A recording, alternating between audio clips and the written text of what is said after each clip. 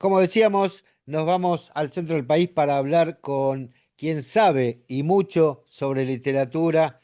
Es la profesora Orna Stoliar. ¿Cómo está, Orna? ¿Cómo le va? ¿Cómo anda, querida? Bien, una aclaración, si por casualidad se oye como música de fondo una sirena, no se preocupen, yo vivo a una cuadra y media del Hospital Ígilos y es el camino Ah, ok. obligado de las ambulancias, que no siempre traen heridos o Sí, por sí. atentados o por lo que fuera. Es parte del panorama acústico habitual, pero me parece importante para que la gente no se preocupe. Bueno, es importante, bien hecha la aclaración, porque nosotros acá en la área, cada vez que suena una alarma, enseguida estamos demasiado atentos, más últimamente, lamentablemente, pero bueno, bien hecha la aclaración, gracias, Orna. Muy- ¿Cómo pasó estos días que no nos vimos? Y acá estamos. Yo tengo que decir que soy afortunada porque en Tel Aviv hace mucho tiempo que no se oyen ni alarmas, ni sirenas, ni Ujú, caen misiles, por suerte. ujú. Mi casa, lo más grave que pasó en la época en que sí se oían las sirenas fue que un día temblaron los vidrios de las ventanas, pero no se rompió nada. Así que Mm. comparado con lo que le pasa a otra gente, yo estoy en la minoría reducida y afortunada que no sufrió daños materiales, ni morales, ni físicos. Eso no significa que no esté muy preocupada por la situación y muy Claro. enojada con el Bueno, gobierno. los morales están todavía, los daños morales pueden estar igual, aunque no caigan bombas. Yo siento un Este, agotamiento como si hubiera hecho trabajos exacto. forzados y mi Bueno, trabajo no estamos es todos igual, estamos todos sí, igual. por supuesto. Es una seguidilla que no para, digamos, de tensión. Entonces el cuerpo en algún momento no aguanta, ¿no? Por más que en el medio de casamientos, en el medio de fiestas, en el medio de muchas cosas que son mucho más lindas, pero bueno, Sí, pero ya es esa, mucho tiempo, son 3 años largos de claro, tensión claro. continua y de no ver ninguna perspectiva de un arreglo sensato. Sí, no hay un panorama tal cual. Pero bueno, por eso es que hacemos este programa, para sacarnos un poco de esa otra realidad cotidiana y entrar en una, si se quiere, realidad virtual, ¿por qué no? Donde vamos a aprender, donde vamos a revisar algunas cosas que nos gratifican, como la literatura. Y por eso es que estamos en contacto contigo y porque aparte queremos aprender. Yo estoy acá para Parece aprender. muy bien. La curiosidad intelectual es una de las virtudes que más aprecio. Bueno, gracias porque yo creo que de las pocas virtudes que tengo, una es esa. Me gusta saber y me gusta aprender. Estimada, ¿qué tenemos para el día de hoy? ¿Cuál es el menú de hoy? Hoy vamos a hacer una continuación con lo que habíamos dicho en el encuentro anterior, la diferencia entre una lengua muerta y una lengua no hablada. Ok. Y elegí un poema muy breve, pero muy interesante, de Yehuda Levi, que es uno de los grandes autores de la Edad Media, lo que se llamó el siglo de oro español, Español. del judaísmo español, porque está el Ujú. siglo de oro de la literatura española, que es otra Ujú. cosa. Ok. Y es un texto breve y la mejor prueba de que el hebreo no se hablaba, pero sí se leía y se escribía, es que es un texto que hoy es parte del programa obligatorio de literatura en las escuelas secundarias de Israel, y los Wow. alumnos, que en general los adolescentes no son grandes amantes de la literatura y menos aún de la poesía, lo pueden leer y lo pueden entender sin dificultades. O Ok. sea que para haber sido una lengua muerta, nos damos cuenta de que esta definición no es para nada acertada y que no refleja la realidad. Claro, bueno, cuando hablamos de lengua muerta vamos a recordar por qué hablamos de esto la vez pasada y esta vez lo vamos a ver en un ejemplo, porque muchos han hablado y han dicho de que el hebreo, que entre otras tantas cosas, de que Israel se apropió de un terreno, siendo que no tenía ni siquiera lengua, que revivieron una lengua muerta, para poder ocupar el terreno de Israel. Y no es verdad, la lengua está viva y no solo está viva, vamos a ver algunos detalles de Yehuda Levi que también nos muestran que el sionismo estaba vivo ya en aquella época, y estamos hablando del siglo Siglo XII, fines del siglo XI, XII, principios del siglo XII, eh, o sea, son casi 1000 años, 900 años aproximadamente. aproximadamente. O sea que Y podemos, de esos 2000 de destierro, acá tenemos una prueba de por lo menos de 900 años de que estaba vigente el judaísmo y el sionismo, ¿no? además, es más, más asombroso aún porque tenemos que recordar que es antes de la invención de la imprenta, o sea que la difusión de textos escritos era muchísimo más difícil y más lenta y más complicada. Y sin embargo se conservaron y se transmitieron y se reprodujeron. O sea que Hoy hay que entender que están los manuscritos originales, entonces. En algunos casos sí, en otros se supone que con bastante certeza que Yehuda Levi, y no solo él, escribió en realidad muchos más textos de los que se conservaron. Ah, ok. Es sumamente probable porque tampoco los medios de conservación eran tan avanzados como hoy en día, que hay métodos Ujú. de restauración de manuscritos y pasaron unas cuantas guerras en todos estos siglos, Ah, largos pero siglos. yo digo, tiene dos aspectos, me parece a mí. Por un lado eso, que los métodos de conservación en ese momento no eran obviamente los actuales, ni mucho menos, pero también por otro lado, los materiales con que se llevaban a cabo los escritos eran mucho más duraderos, mucho más, materiales mucho más firmes, con lo Es cual verdad, permitía la perpetuidad de eso, ¿no?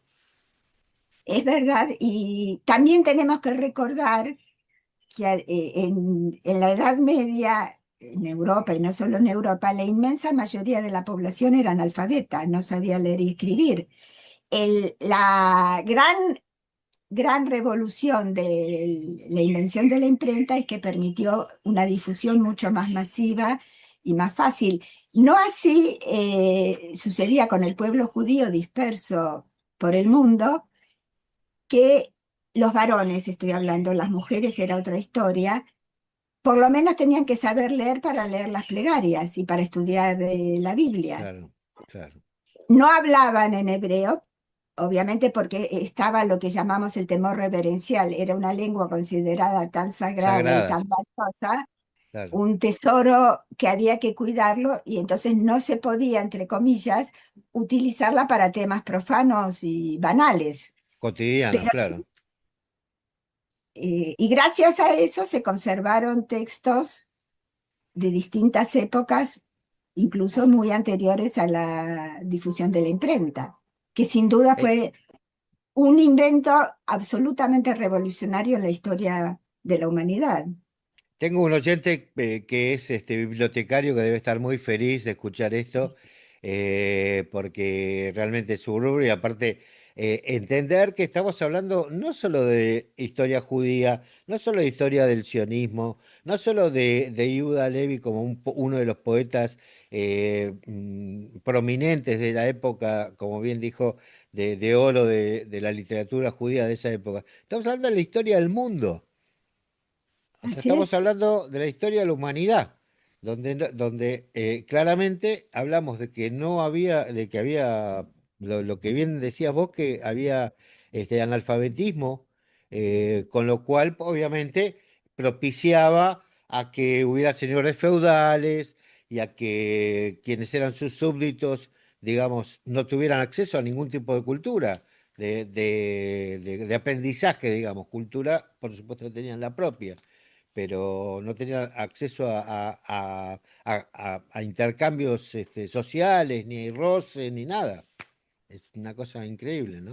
y por eso en nuestro mundo de hoy, del siglo XX y XXI, hay un concepto relativamente nuevo, la literacidad, que es no solo conocer la técnica de la lectura y la escritura, sino la lectura comprensiva.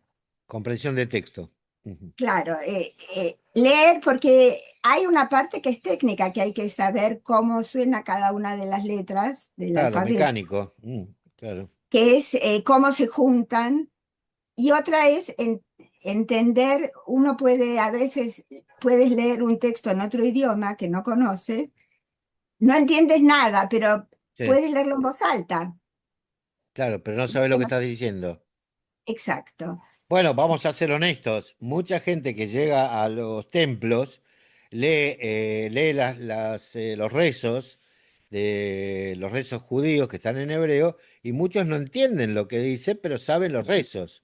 Pero no Claro, es entienden una lectura mecánica. literalmente, claro, no entienden literalmente qué palabras, cuáles son las palabras que están utilizando. Porque bueno, son rezos que se transmiten y que son la tradición, digamos. Claro, ¿Saben? es una lectura mecánica. Exacto. Conocen la técnica de juntar las letras y cómo Ujú. pronunciarlas. No entienden qué dice en esas palabras. Exacto. Bueno, vayamos a Yehuda Levi a conocer un Bueno, poquito. eh, nosotros sabemos que en el siglo VIII hubo una invasión desde el sur que arrasó con los reinos feudales de la España católica, Ujú. y el proceso de lo que se llama la reconquista hizo el movimiento inverso, de norte a sur, lentamente, lentamente, hasta el fines del siglo XV, cuando se expulsó a los últimos moros, entre Moros, comillas, que claro. quedaban en la península. Sí.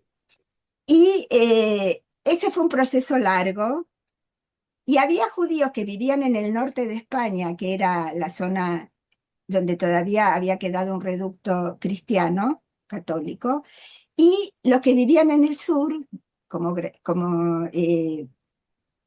Shmuel Anagid, que vivían en un entorno musulmán que en esa época era mucho más tolerante que el entorno Hacia el cristiano. judaísmo. Exacto. La prueba está que Shmuel Anagid, otro de los grandes poetas del siglo de oro del judaísmo español, llegó a ser visir y jefe del ejército. Ujú. Era, es cierto que no era la norma, que era algo Ok. absolutamente fuera de lo común, pero pudo hacerlo. Estando el dominio árabe, digamos, en el... Claro, en esa época los musulmanes eran más tolerantes hacia los judíos que los cristianos. Claro. Ujú. Pensemos que es la época en que empiezan las cruzadas para reconquistar el Santo Sepulcro, y con Así toda es. la violencia que implicaron. Los Y cruzados, sí. entonces había judíos en el norte de España, que en esa época no estaba unificada hasta que llegaron los reyes católicos, Ujú, y los que vivían en el sur, que era la parte del dominio musulmán más tolerante. ujú. No quiere decir que todos vivían en un idilio, pero comparado era más fácil en ese momento vivir en el sur de España que en el norte, para un Ok. judío. Y el ejemplo más representativo de los judíos en un entorno cristiano es Yehuda Leví, del que vamos a hablar hoy, y en el entorno musulmán, Musulmán. o en la Nagid. Bueno, ok.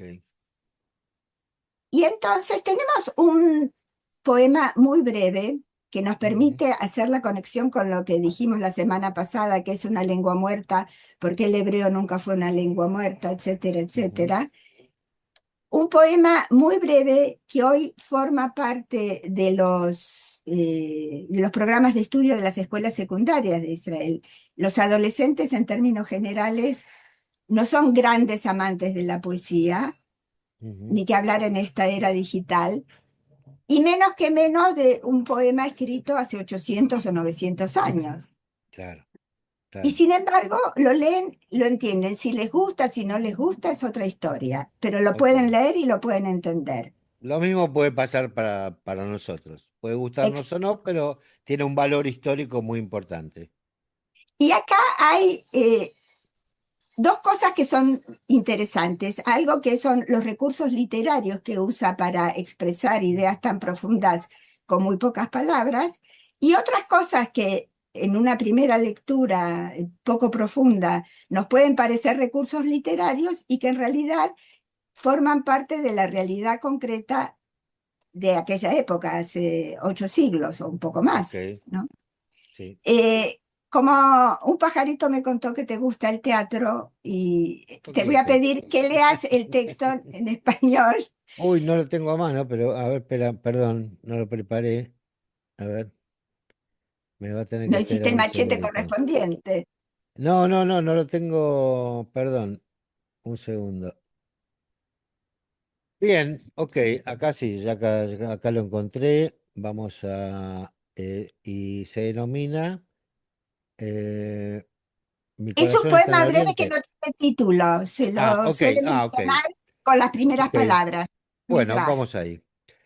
Mi corazón está en Oriente y yo en el confín de Occidente. ¿Qué disfrutaré de los manjares y cómo me agradarán?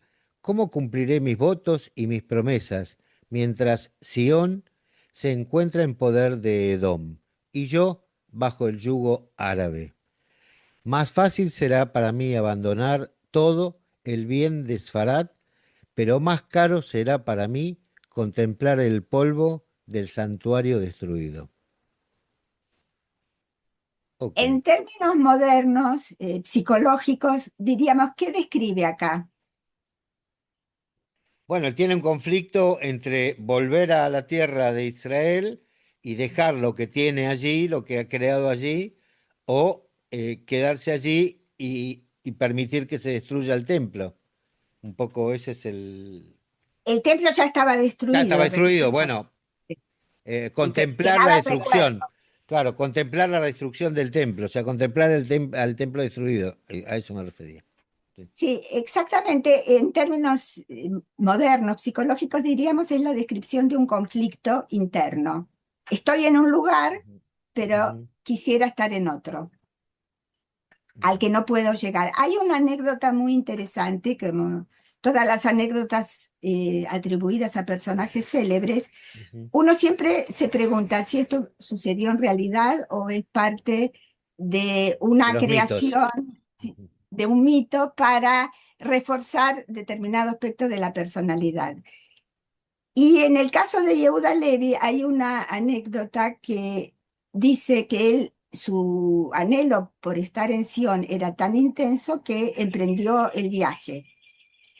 Llegó a Jerusalén, se dirigió a las ruinas, lo poco que quedaba del segundo templo, y en ese momento pasó un jinete árabe y lo atropelló y murió. O sea, justo cuando concretó su anhelo, su pasión, el ujú. objetivo supremo de su vida, murió. La realidad es que él sí emprendió el viaje, pero no llegó a Israel, Canaán o cualquiera de los nombres que se le dieron a lo largo de la historia. Quedó en Egipto y murió Ah, no, no atropellado por un jinete árabe, sino de alguna enfermedad. Pero esa anécdota que nadie pretende que históricamente sea verídica, ujú. refleja cómo se captaba su figura y su persona y su personaje. O sea, el anhelo de estar en Sion Ujú. mientras estaba en cualquier otro lugar era tan intenso que le importaba más que su propia vida. Y en el Ujú. momento en que cumplió ese anhelo, ya su vida dejó de tener sentido, porque eso Claro. suelen decir que lo peor que le puede pasar a una persona es que se cumplan sus deseos. Que sí, que se cumplan sus objetivos. Aunque Bueno, en general uno dice este, que una vez que se cumple algún deseo o algún objetivo de estos, hay que buscar rápidamente renovar, ¿no? O buscar otros. así es. Eh, yo brutamente le voy a introducir algo que no tiene nada que ver con la literatura, que es el fútbol, porque yo recuerdo una bandera que había en el cuadro, pequeño cuadrito de barrio, que decía La vida por ser campeón. Y resulta que hace un año, justamente esta semana, se cumplió un año de que salió campeón. Entonces decía, ese señor se tiene que morir. porque el que trajo la bandera ya no tiene ya dio la vida por ser campeón, ya está, se le terminó la vida. Pero acá yo creo que hay algo que tiene que ver con la idealización, ¿no? De llevarlo a Levi a Jerusalén, aunque él no haya llegado, Exacto. aunque sea con una historia, aunque sea con una historia inventada.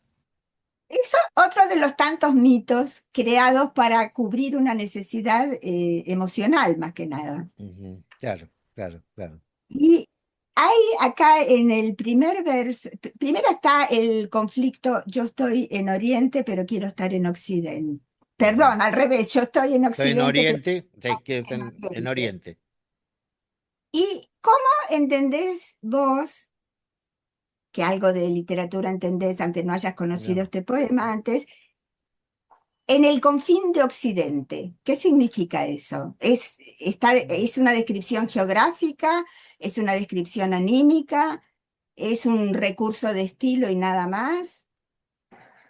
Es difícil porque geográficamente, quizás si uno ve el mapa, puede decir este es el confín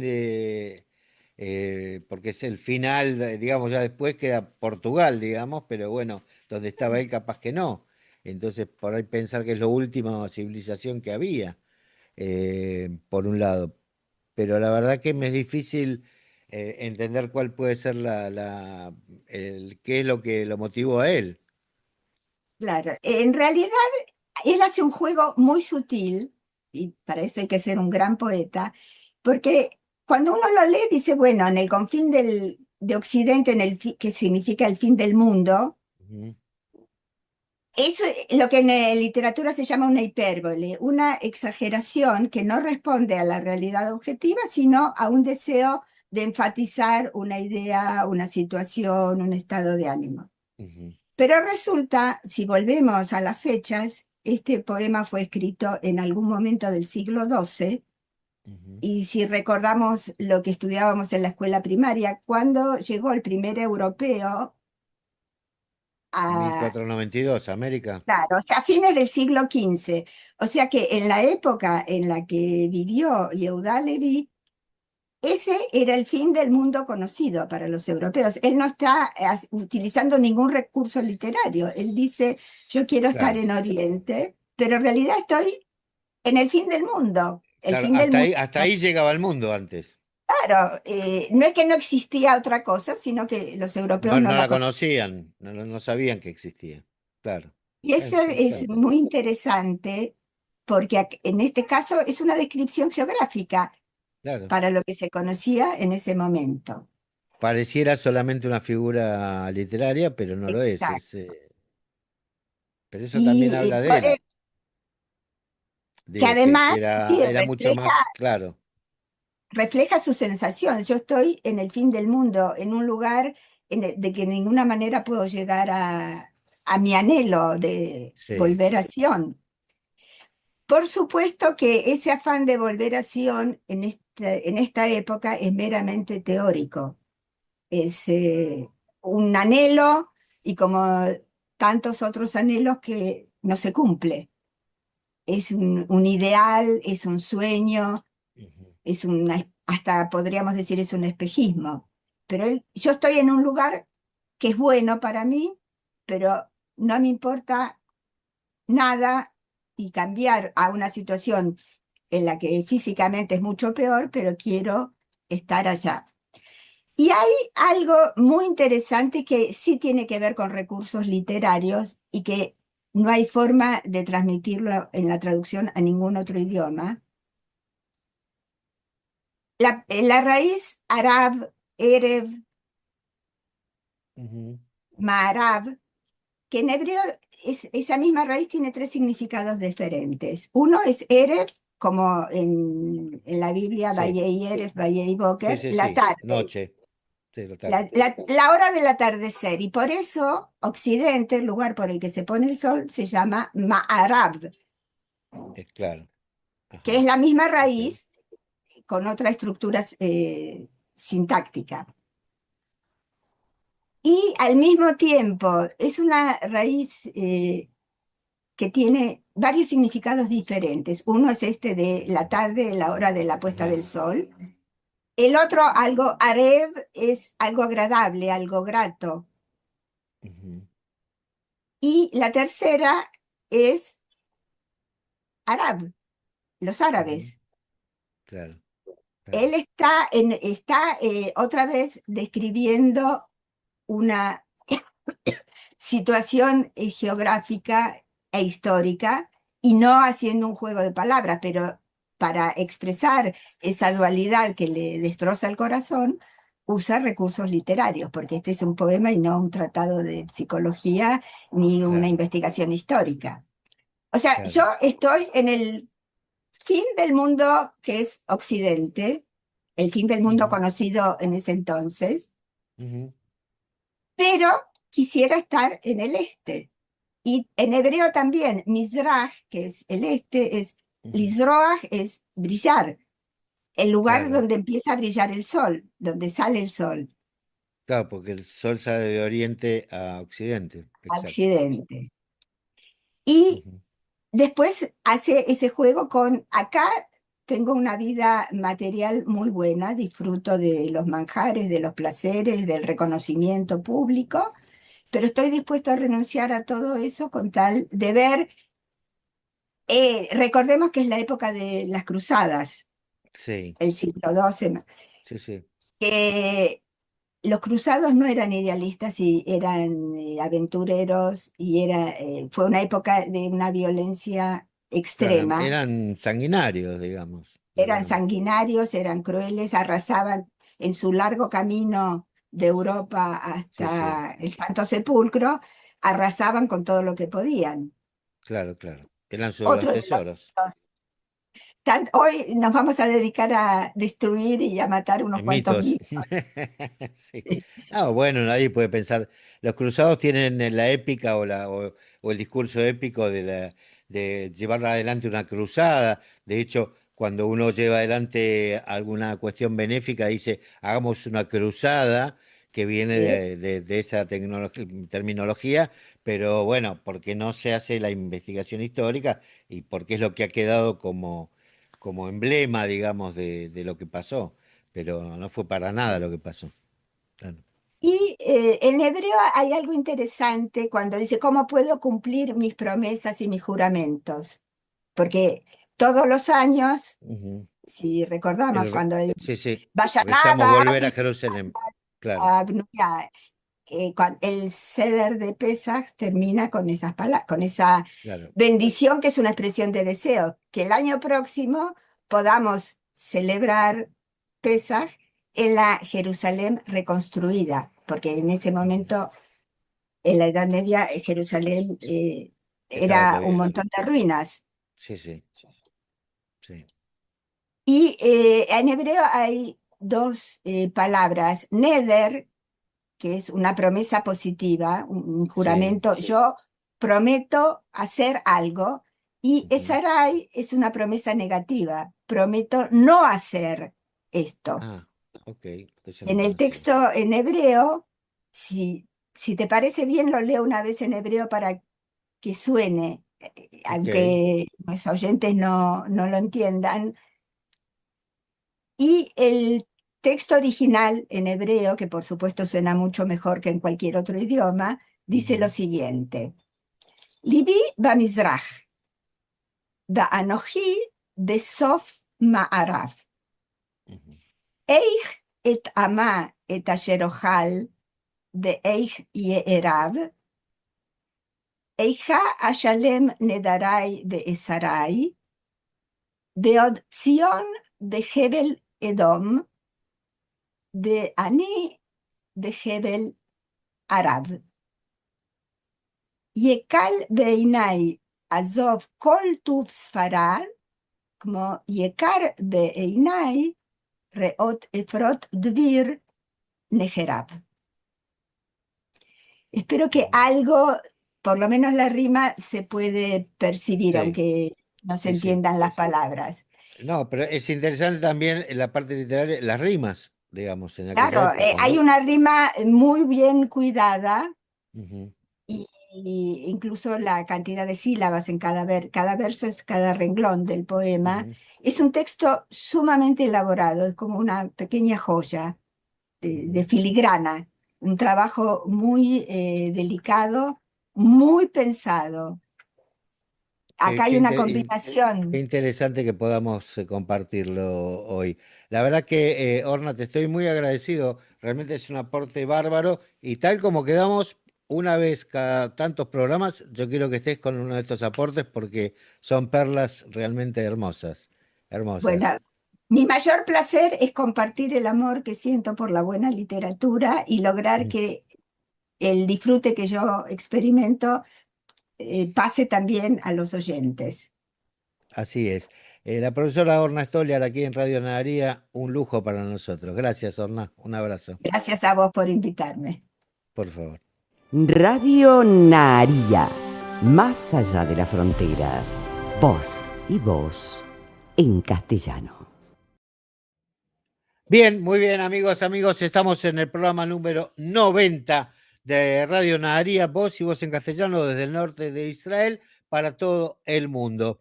Hoy, está dicho, empezamos el mes de junio, hoy 7 de junio de 7 del 6 del año 2026. Estamos a la espera, no sabemos qué va a pasar con Marita porque tenemos un problema de conexión de internet, pero lo vamos a intentar solucionar y vamos a estar en la medida de lo posible con ella en el último bloque. Mientras tanto, ya sabes, podés suscribirte, apretás suscripción, ahí donde está ahí donde ves en YouTube, dice el suscribirse, ahí, tac, ahí apretás el botoncito rojo y también la campanita para que te avise cada vez que salimos al aire o que haya alguna nueva publicación nuestra o de La Voz de Nadaría, que sabes, tenemos otro programa también que va en hebreo con traducción simultánea con, con la traducción escrita, con los subtítulos. Así se dice. Amigas, amigos, vamos a ir a nuestro anteúltimo bloque del día de la fecha, nuestra última entrevista del día de la fecha. Nos vamos a ir a un lugar que se llama Abu Ghosh, un lugar que está muy cercano a Jerusalén, un lugar que tiene una mística muy, muy especial, y allí es donde residen, allí es donde viven, recibiendo gente también, el señor Yehuda Glantz y la señora Mariel Pivin. Ellos nos han recibido a nosotros también muy cálidamente.